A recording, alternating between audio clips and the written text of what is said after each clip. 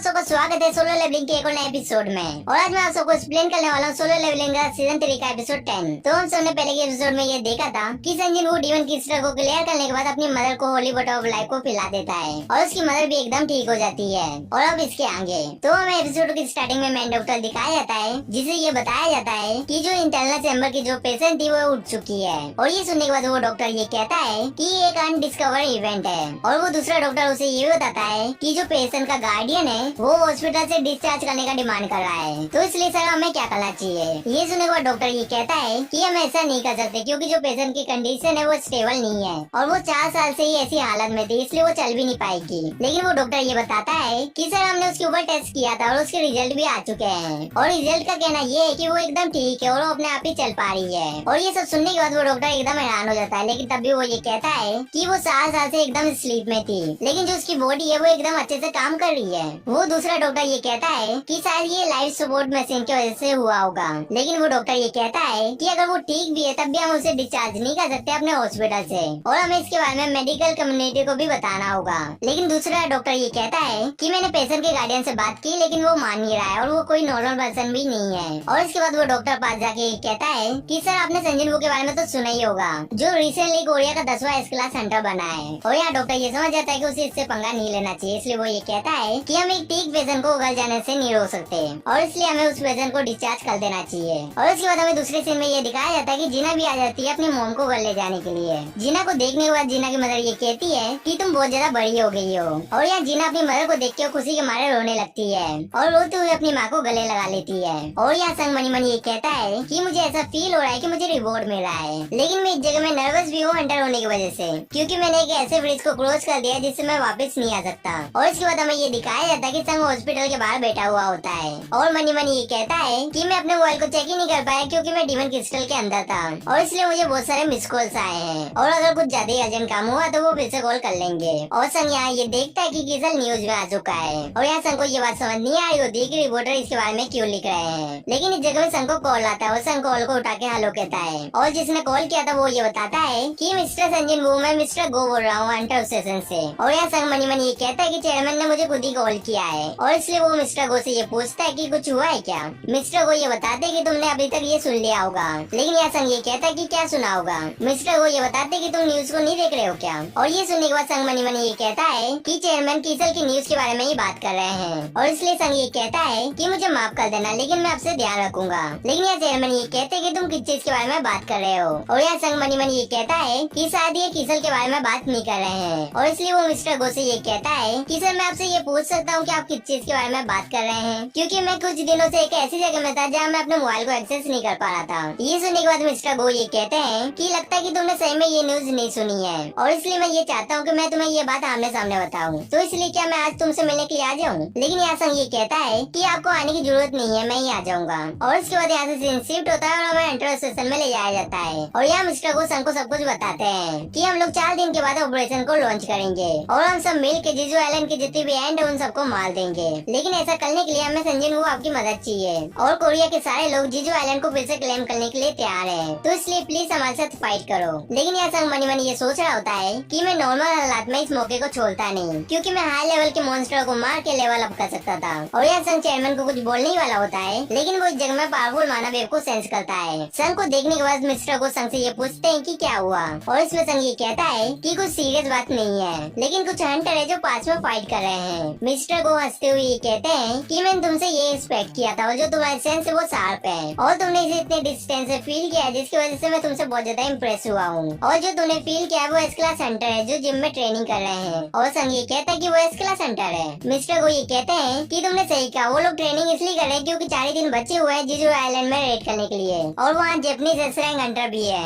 और गोटो यूजी भी उनके साथ ही है। और यहाँ संग चेयरमैन से ये पूछता है कि आप गोटो यूजी के बारे में बात कर रहे हैं। मिस्टर को ये बताते हैं कि यहाँ मैं गोटो यूजी की बात कर रहा हूँ जो ग्रेटेस्ट जैपनीज हंटर है और गोटो यूजी का नाम एक बार सबने सुना ही होगा, वो हंटर हो या ना हो। और क्या मिस्टर वो आप मेरे साथ जिम में चल रहे हो। और इसके बाद हमें जिम का सीन दिखाया जाता है जहाँ बाइक उन्होंने एक दूसरे हंटर से फाइट कर रहा होता है, लेकिन वो दूसरा हंटर अपने पाँव और अपने हाथ का यूज करके बाइक उन्हों को उठा के नीचे फेंक देता है और नीचे फेंकने के बाद ये कहता है कि कोच बाइक तुम यंग हो, तुम इससे भी ज्यादा पावरफुल हो। लेकिन यहाँ बाइक उन्होंने ये कहता है कि मैं कोच नहीं हूँ। और इसके बाद ये दोनों फिर से फाइट करने लगते हैं और इन दोनों की फाइट के की वजह से ढेर सारे विंड वेव निकल रहे होते हैं। और यहाँ दूसरी तरफ मिस्टर गोसन को ये कहते हैं कि इतने सारे एस रैंक हंटर को एक जगह में देखना आज दिन देखने के लिए नहीं मिलता है, और जो तुमने पहले माना वेब फील किया था वो यहीं से आ रहा था। और ये देखने के बाद संग ये कहता है कि देखने से ऐसा लग रहा है कि बाइकुनो थोड़ा स्ट्रगल कर रहे हैं, लेकिन पीछे से चाय जोंगिन ये कहता है कि तुम सही कह रहे हो, लेकिन बाइकुनो अपनी पूरी पावर का यूज करेगा तो मांग डूंगू उससे कैचअप नहीं कर पाएगा। और उसके बाद संग ये देखता है कि चाय जोंगिन उसके पीछे खड़ा होता है। चाय जोंगिन संग को ये भी कहता है कि मिस्टर संग तुमसे मिले हो बहुत ज्यादा टाइम हो चुका है, और उस जगह में तुम जो वर्जन देख रहे हो वो फेम गिल का है जिसका नाम है मा डोंगवू। लेकिन ये सुनने के बाद संग ये कहता है कि तुमने अभी ये बोला है कि बाइकुनो अपनी पूरी पावर का यूज नहीं कर रहे हैं, लेकिन वो क्यों होल्ड बैक कर रहे हैं वो इतने पावरफुल ओपोनेंट के सामने। चाय जोंगिन ये बताता है कि ये मैच को ऑडियंस देख रही है और बाइकुनो ने अपनी पूरी पावर का यूज किया तो ये फाइट एकदम ऑकवर्ड हो जाएगी, और जब भी बाइकुनो सीरियस होता है तो वो एक मॉन्स्टर में ट्रांसफॉर्म हो जाता है। ये जानने के बाद संग मनी मनी ये कहता है कि ये रूमर सच है कि बाइकुनो के पास मॉन्स्टर में ट्रांसफॉर्म होने की एबिलिटी है। और चाहे जोंगिन ये भी बताता है कि उस जगह में जो एंटर इकट्ठा हो रहे हैं उनका नाम है जावा इपे, इचिदा मारी, तानाका केंजो, ओशिनो मिनारू एंड कमाटो अतासु, तवाना काने, फुजिमा तासुमी, शिमजो अकारी काय, गोटो रियोजी, और ये सब जापानीज एस क्लास हंटर है। और ये सब सुनने के बाद संग मनी मनी ये कहता है कि ये है गोटो रियोजी जो जापानीज एस क्लास हंटर है। फिर अकारी संजनो को देखते हुए हानाकावा से ये पूछती है कि उस जगह में वो बंदा कौन है। हानाकावा ये बताती है कि वो संजनो है जो रिसेंटली एस क्लास हंटर बना है। और यहाँ गोटो रियोजी भी मनी मनी ये कहता है कि वो एक असैसिन टाइप हंटर है, लेकिन जो उसकी प्रेजेंट है वो इजिली छुपाई नहीं जा सकती। और उसके बाद गोटो रियोजी ये कहता है कि वो एक एक्सीलेंट असैसिन टाइप हंटर होगा, लेकिन यहाँ हानाकावा ये कहती है कि सर माफ करना लेकिन वो एक मेच टाइप हंटर है। और ये सुनने के बाद गोटो रियोजी एकदम हैरान हो जाता है। फिर वो हानाकावा से ये कहता है कि वो मेच टाइप हंटर है, लेकिन ऐसा होना पॉसिबल ही नहीं है। लेकिन यहाँ हानाकावा ये बताती है कि सर इसे ऑफिशियली कंफर्म किया गया है। तभी लियाम साइंस से ये कहता है कि देखो कौन आया, ये वही है ना जिसने मिंग सोंग का शो बर्बाद कर दिया था। फिर चाइन संजनवू को देखती है और मनी मनी ये कहती है कि संजनवू के यहाँ आने की वजह से यहाँ की जो हवा है वो एकदम डिफरेंट फील हो रही है। आंगी इचिदा काय को ये कहती है कि तुम उस जगह में जो हंटर देख रहे हो वो कोरिया का 10वां एस क्लास हंटर है। काय कहता है कि इचिदा मुझसे बात मत करो, और ये भी कहता है कि इस जगह में इतने सारे हंटर इकट्ठा हुए हैं जिसकी वजह से मुझे उल्टी जैसा लग रहा है। और इसके बाद काय चाइन को देखते हुए मनी मनी ये कहता है कि ये जो साउथ कोरिया की हंटर है इसकी भी नोज में जैसी सेंसिटिव है और ये बस रुमाल का यूज कर रही है। और इसका मतलब ये है कि इस मामले में जो इसका टायर है वो मुझसे कुछ नीचे है, और अगर मैंने इससे बात करने का ट्राई किया तो इसे लगेगा कि मैं इसके ऊपर लाइन मार रहा हूँ। और यहाँ हम ये देखते हैं कि बाइकुनो और डोंगवू की फाइट अभी भी चल रही होती है। इन्हें देख के हानाकावा ये कहती है कि इन लोगों को कोरिया के स्ट्रॉन्गेस्ट हंटर कंसीडर किया जाता है, लेकिन ये लोग इतने भी पावरफुल नहीं है। गोटो रियोजी इसमें ये कहता है कि तुम्हें ऐसा लगता है। हानाकावा ये कहती है कि सर मैंने आपकी रेट को साइडलाइन से देखा है और शायद मैं इस रीजन की वजह से ऐसे रैंक हंटरों से ज्यादा इम्प्रेस नहीं होती हूँ। और यहाँ गोटो रियोजी चाइन की तरफ देखते हुए ये कहता है कि मैं तुम्हारी बात से सहमत नहीं हूँ, क्योंकि यहाँ ऐसे भी हंटर है जो अच्छे हैं। और मनी मनी ये भी कहता है कि चाइन और गो एक बहुत अच्छे हंटर है, लेकिन पीछे से पार्क जोंगसोंग ये कहता है कि मिस इंटरप्रेटर अभी तुमने क्या बोला था, और तुम्हें ये लगता है कि कोरिया के जो हंटर है वो एकदम मामूली है, और तुम जापानीज में बोलोगी तो तुम्हें क्या लगा कि मुझे समझ नहीं आएगा। और मैंने अपने हाई स्कूल में सेकंड लैंग्वेज जापानीज ही सीखी थी। लेकिन यहाँ हानाकावा ये पूछती है कि तुम हो कौन। लेकिन यहाँ नाइट गिल का हंटर ये बताता है कि ये जो पर्सन है वो नाइट गिल के गिल मास्टर है और इनका नाम है मिस्टर पार्क जोंगसो। लेकिन यहाँ हानाकावा ये कहती है कि मैंने ये नाम पहले कभी नहीं सुना है। लेकिन वो नाइट गिल का हंटर गुस्सा करते हुए ये कहता है कि जो मिस्टर पार्क है वो एक ए रैंक हंटर है और वो एस रैंक हंटर नहीं है, इसलिए शायद तुमने उनका नाम नहीं सुना है। और जो हमारा गिल्ड है वो कोरिया के 5 मेजर गिल्ड में से एक है और हमारी गिल्ड ने सबसे ज्यादा ए रैंक हंटर को रिक्रूट किया है। और यहाँ वो हंटर और कुछ बता रहा होता है, लेकिन मिस्टर पार्क उसे रोक लेते हैं और कहते हैं कि यूनिटे सॉल्व करना बंद करो। और इसके बाद हानाकावा ये कहती है कि साउथ कोरिया का ए रैंक का हंटर, क्या तुम भी जीजू आइलैंड की रेड को ज्वाइन करने वाले हो? क्योंकि मुझे ऐसा लगा था कि बस एस क्लास हंटर ही पार्टिसिपेट कर सकते हैं। और ये सुनने के बाद मिस्टर पार्क भी पैनिक करने लगते हैं। और यहाँ गोटो रियोजी हानाकावा से ये कहता है कि तुम लोग किस चीज के बारे में बात कर रहे हो। लेकिन यहाँ नाइट गिल का हंटर चिल्लाते हुए ये कहता है कि जो मिस्टर पार्क है वो डिफेंस टीम में है और वो आइलैंड को ब्लॉक करने के इंचार्ज है। ये सुनने के बाद हानाकावा ये कहती है कि ये सुन के अच्छा लगा, क्योंकि इम्पोर्टेंट टास्क के लिए ए रैंक हंटर को साइन नहीं किया जाता। लेकिन यहाँ गोटो रियोजी ये सुनने के बाद ये कहता है कि हानाकावा तुम कुछ ज्यादा ही रूड हो रहे हो, इसलिए बंद कर दो ये सब। लेकिन यहाँ से मिस्टर पार्क जाते हुए ये कहते हैं कि ये एक इंटरप्रेटर है जो इसके साथ आई है, तो इसे पता ही क्या होगा। और ये सब सुनने की वजह से हानाकावा को बहुत ज्यादा गुस्सा आता है और इसलिए वो ये कहती है कि क्या तुम मुझे ट्राई करोगे। और वो ये भी बताती है कि मेरा नाम हानाकावा है और मैं जापानीज ए रैंक हंटर हूँ, और अब ये मत बोलना कि तुम एक इंटरप्रेटर को बस संभाल नहीं पाओगे। ये सुनने के बाद पार्क जोंगसो ये कहता है कि मिस इंटरप्रेटर बंद करो ये फालतू का नाटक। लेकिन यहाँ हानाकावा ये कहती है कि कि क्या तुम एक नॉन कॉम्बैट हंटर हो। और यहाँ दूसरी तरफ संग ये सब देख के मनी मनी ये कहता है कि जैपनीज एयर रैंक हंटर और साउथ कोरिया के एयर रैंक हंटर की फाइट होने वाली है। चाय जोंगिन भी ये देख के ये कहता है कि चीजें इंटरेस्टिंग होने वाली है। और यहाँ पार्क जोंग सुंग मान जाता है फाइट करने के लिए और ये भी कहता है कि ऐसी फालतू लड़ने से अच्छा हम पहले रूल डिसाइड कर ले। और जो रूल है वो बहुत ज्यादा सिंपल है, तो जिसने भी अपने ओपोनेंट के हाथ को पहले पकड़ लिया था वो जीत जाएगा। ये सुनने के बाद हानिकावा मनी मनी ये कहती है कि मैंने इसके ऊपर पंच किया तो ये मेरे हाथ को पकड़ लेगा और मैच यही खत्म हो जाएगा। और इसलिए देखने से ऐसा लग रहा है कि मैं शुरुआत में इसके ऊपर अटैक नहीं कर पाऊंगी। और इसके बाद वो ये कहती है कि लगता है कि हम दोनों को माइंड गेम को प्ले करना पड़ेगा। और ये भी कहती है कि क्या ये तुम्हारे रेडी होने का पोज है। लेकिन यहाँ पार्क गोन्सो ये कहता है कि चिंता मत करो, मैं अपने हाथ को जब तक बाल नहीं निकालूंगा जब तक मुझे तुम्हारे हाथ को पकड़ने का मन नहीं करे।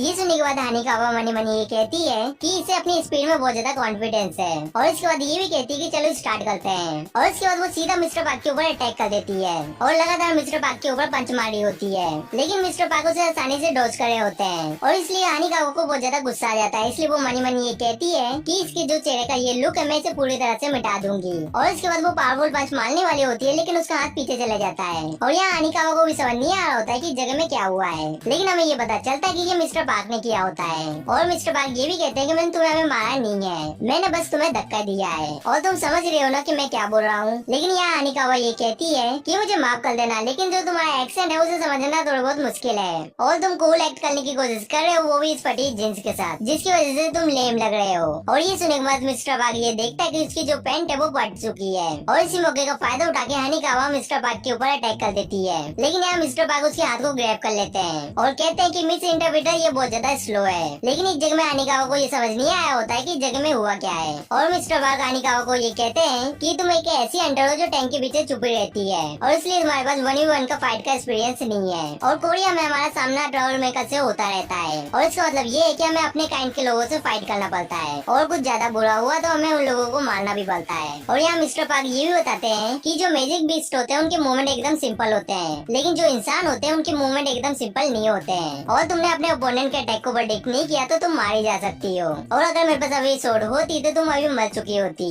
और ये सब सुनने के बाद हानिकावा अपने हाथ को छुड़ा लेती है। ये सब देखने के बाद गोटोरियोजी मिस्टर पार्क को ये कहता है कि ये एक बहुत ज्यादा अच्छा मैच था जिसके लिए थैंक यू। और इसके बाद गोटोरियोजी हानिकावा को ये कहता है कि सबको मेरी बात बताओ जो अभी मैं बोलने वाला हूँ। और यहाँ हानिकावा कहती है ऑफ कोर्स सर। और इसके बाद हानिकावा सबको ट्रांसलेट करके ये बताती है कि गोटोरियोजी ये चाहते हैं कि हमारी दोनों कंट्री में ट्रस्ट हो और इसलिए वो एक चीज को प्रपोज करना चाहते हैं और वो ये चाहते हैं कि हमारे एस रैंक हंटर और आपके एस रैंक हंटर के बीच में स्पायरिंग मैच हो और जो रूल होंगे वो पहले वाले मैच के होंगे। और यहाँ चेयरमैन आते हुए मनी मनी ये कहते हैं कि गोटोरियोजी ये जानना चाहता है कि हम लोग कितने ज्यादा ताकतवर हैं और इसलिए चेयरमैन ये कहते हैं कि ये सुनने से अच्छा लग रहा है और हम लोगों को मेज टाइप और नॉन कॉम्बैट टाइप हंटर को हटा देना चाहिए क्योंकि हमें इससे पता ही नहीं चलेगा कि कौन जीत रहा है। ये सब सुनने के बाद बाइगुनो ये कहता है कि हम लोग कुछ और रूल को ऐड कर लेते हैं, जैसे कि तुम लोग जीत जाओगे अगर तुमने अपने ओपोनेंट के हाथ को पकड़ लिया या उसके पीछे छू दिया और तुम लोग उसे नॉकआउट करने के बाद भी जीत सकते हो। और हमें मल्टीपल हंटरों की एक दूसरे से फाइट करानी चाहिए और इससे हंटर 1v1 की जगह सब लोगों से फाइट कर पाएंगे। और यहाँ हानिकावा भी गोटोरियोजी को ट्रांसलेट करके रूल समझा रही होती है और बाइगुनो ये भी कहता है कि इसका फायदा ये होगा कि अपने ओपोनेंट को हम अपनी मर्जी से सुन सकते हैं। और ये सब सुनने के बाद गोटोरियोजी मनी मनी ये कहता है कि हमने इन रूल का यूज करके किसी को भी आउट कर दिया तो जो हमारे जीतने के चांस है वो बढ़ जाएंगे, लेकिन जो असैसिन टाइप हंटर है उनके पास एडवांटेज रहेगा इसकी वजह से। और इसके बाद गोटोरियोजी ये कहता है कि सुनने से अच्छा लग रहा है ये। और यहाँ कोरिया की टीम से 4 लोग आते हैं, बाइगुनो, चाय जोंगिन और डोंगवू और मिस्टर लाइम। और जो जापानी टीम से फाइट करने वाले हैं उनका नाम है ताकाना केंजो, ओशिना मिनारू और कामाटो ओतोशी, तावाता काने। और ये एपिसोड यहीं पे खत्म हो जाता है। और जाने से पहले मैं आप सबको ये बता दूं कि मैं ये चाहता हूँ कि मैं जल्दी जल्दी वीडियो डालूं, लेकिन आप लोग लाइक टारगेट को कंप्लीट ही नहीं कर रहे हो। जैसे कि आप पिछली वाली वीडियो में ये देख सकते हो कि 141 ही लाइक है और इस वीडियो को डाले हुए 10 दिन हो चुके हैं, लेकिन आप लोग अभी तक 200 लाइक कंप्लीट नहीं कर पाए और अभी भी इस वीडियो को लाइक कंप्लीट नहीं है। लेकिन 24 लोगों ने कमेंट किया था, इसलिए मैं उनके लिए वीडियो डाल रहा हूँ। और आज के लिए बस इतना ही और हमसे मिलेंगे किसी नेक्स्ट वीडियो में।